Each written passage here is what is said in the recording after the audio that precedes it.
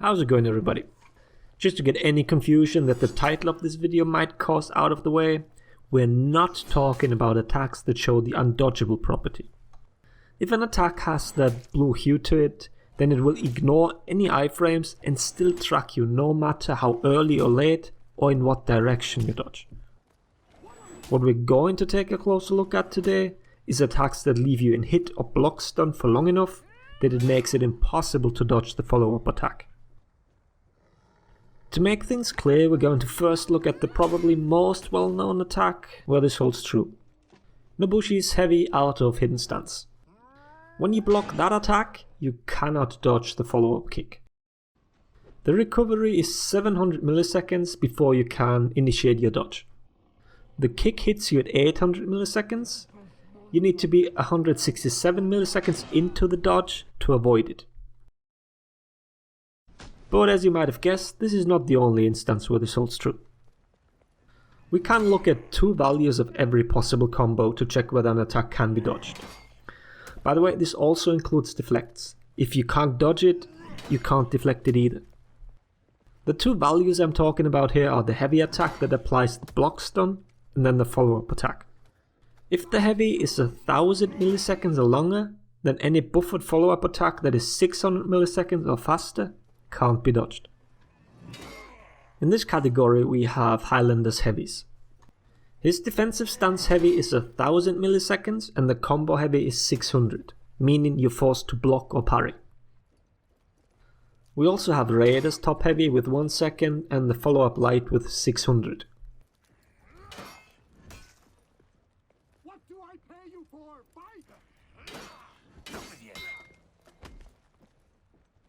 Same as Kensei's top heavy. Keep on. You can rest in your grave.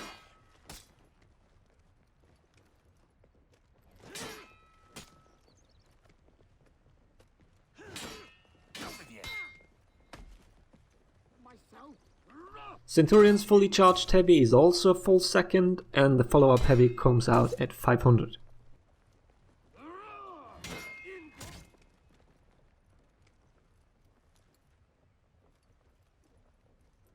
Keep on. You can rest in your grave. I wanted to give you a rule of thumb here when subtracting the speed of the light from the heavy, but turns out in the end there are more exceptions to this rule than I'd like to admit. A lot of these faster heavies apply the same amount of hit stun as considerably slower heavies. For example, Orochi's 700 millisecond top heavy causes the same amount of block stun that a 900 millisecond heavy does. It seems there's a minimum hit stun of 700 milliseconds for raw heavies, so every follow-up 400 millisecond light is undodgeable. Further exceptions are Kensei's dodge heavies, both side as well as top. You cannot dodge the light finish afterwards. To finish this video, there's one attack that guarantees a follow-up because of the hit stun, which is Aramusha's side heavy into top light. In the previous Warriors then, they mentioned this specifically, as unlike other double hits like Warden, Orochi, Shinobi or Shaman, this one still has an indicator and might confuse people. Players thinking they made a mistake when not blocking it, when in reality it is guaranteed.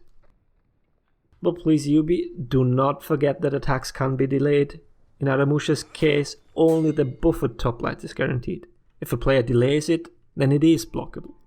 So don't remove the indicator without making sure that it lands in all instances. I hope that all of you deflect happy players learned something. Block and hit stun are not your friends. Thanks for watching. Laters everybody.